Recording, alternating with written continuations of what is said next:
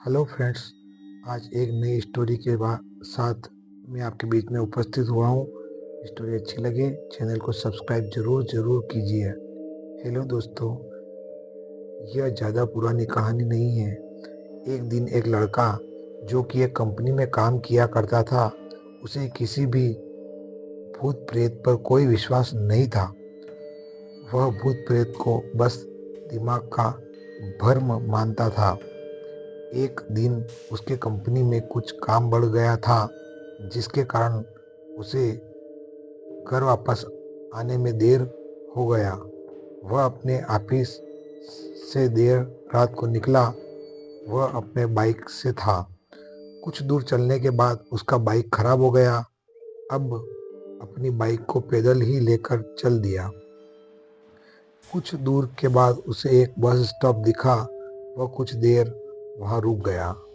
उसके पास एक साधु आकर बैठ गया। साधु अपने पास एक बीड़ी रखा हुआ था। वह अजीब तरीके से उसे पी रहा था। उस लड़के की आदत थी कि वह किसी से भी बात करना शुरू कर देता था। वह इस साधु से भी बात करने लगा। बात ही बात में इस लड़के ने कहा, बाबा, मैं किसी भी भूत प्रेत को नहीं मानता हूँ, बस सब झूठी बातें हैं। साधु ने कहा, तुम भले ही भूत प्रेत को मानो या फिर न मानो, लेकिन तुम यह न कहो कि भूत प्रेत नहीं होते हैं। यह सब कुछ होते हैं। इस पर उस लड़की को थोड़ी सी हंसी आ गई। उसने कहा, भूत होते हैं तो क्यों हमें नहीं दिखते हैं? क्या आप मुझे अभी कोई भूत दिखा सकते हो? साधु को लग गया कि अब इसे जरूर ही भूत दिखाना होगा। साधु ने लड़के को शमशान घाट की ओर चलने को कहा। फिर क्या था, वह दोनों चल दिए। रास्ते में उस लड़के को थोड़ा डर लगने लगा, फिर भी वह अपने डर को कम करके आगे बढ़ते जा रहा था। कुछ देर के बाद वह शमशान घाट पहुंच गए। शमशान घाट में अभी कुछ लाशें जल रही थी।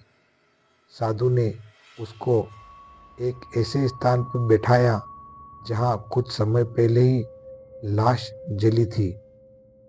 साधु ने जमीन में एक लोहे का कील गाड़ दिया। उसमें एक सफेद धागा बांध दिया। इस धागे का अंतिम डोर उस लड़के को पकड़ने को कहा। अब उस लड़के को हद से ज्यादा डर लग रहा था। उसकी सांसें तेज हो रही थी। इसके साथ ही उसके हाथ पैर भी कांप रहे थे। फिर भी उसने धागे को पकड़ लिया। साधु ने कुछ बतासा को 4 जगह पर रख दिया।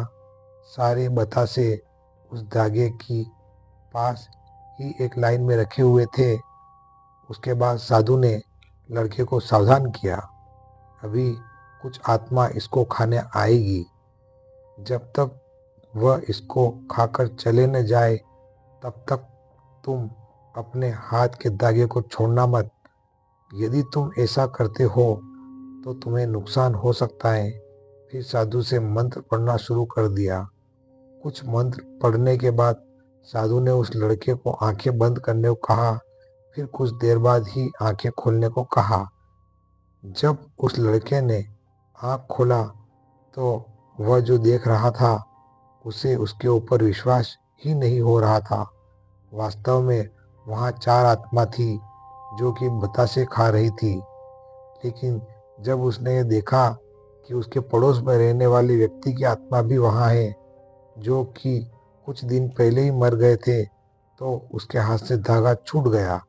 अब वह वहां पर साधु भी नहीं था। वह लड़का तेजी से शमशान घाट से अपने घर की ओर भागने लगा।